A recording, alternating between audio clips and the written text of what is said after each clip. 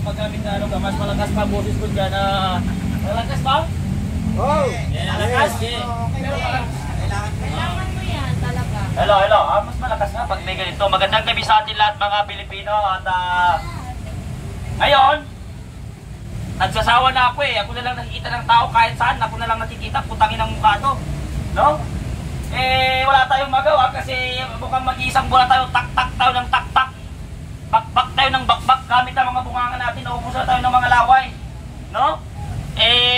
Yung iba kasi dyan, paulit-ulit kong minumura yung mga taga-Luzon na mga walang bayag. Na ayaw lumabas sa mga bahay nila, mga putang ina ninyo. No?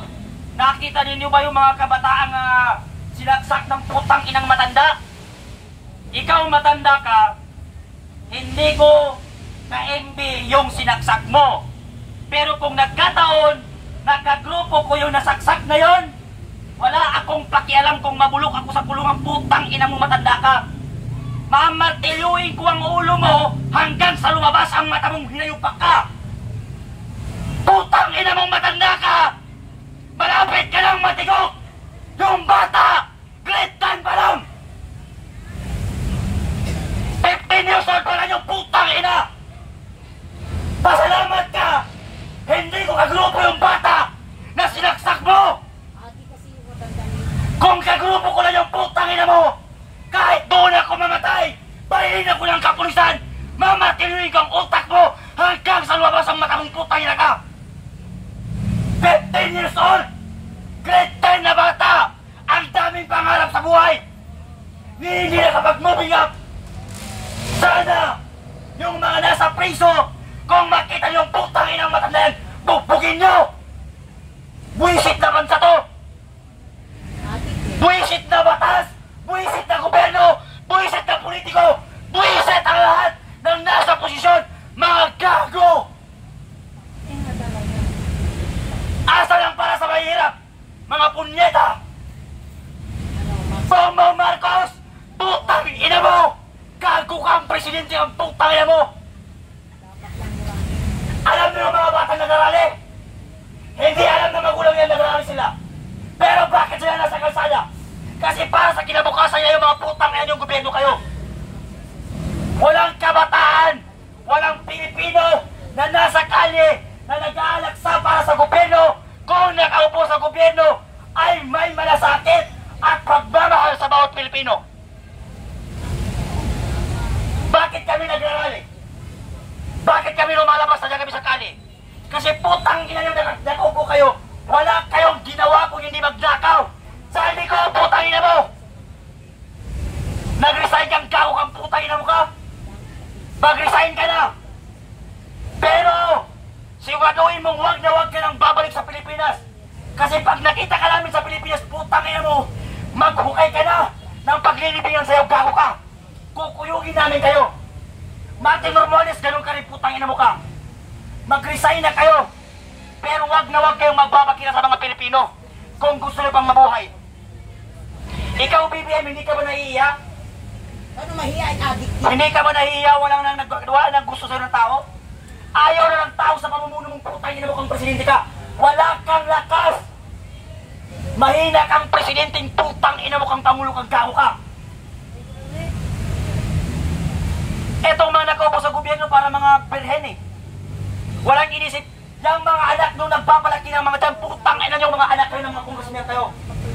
Lahat ng anak ng politikong magnanakaw, putang ina yung lahat. Pumutok sana ang mga bungangan ninyo, mga baboy kayo. Mga gago. Martin Romualdez, gago. Baboy. Lahat ng pulis na nagpapahandel sa mga politikong magnanakaw, gago.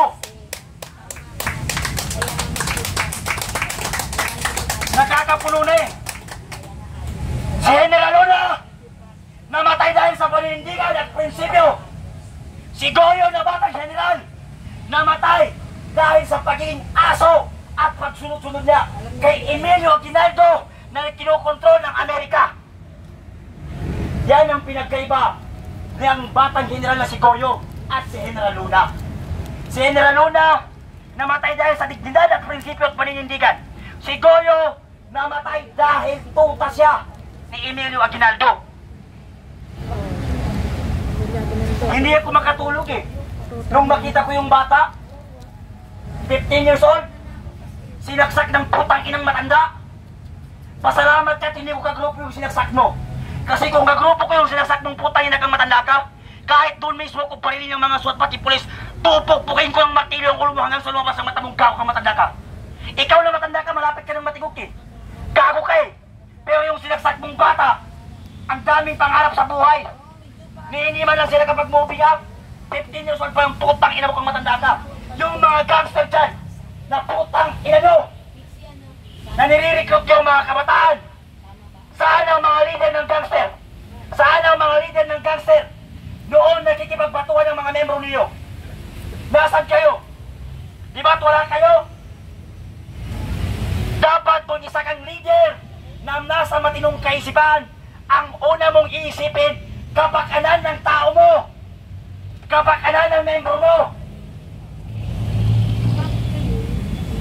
Kayong mga kabataan, huwag na kayong magpaparekrut o sumama sa kahit anong gang dyan. Gang dyan.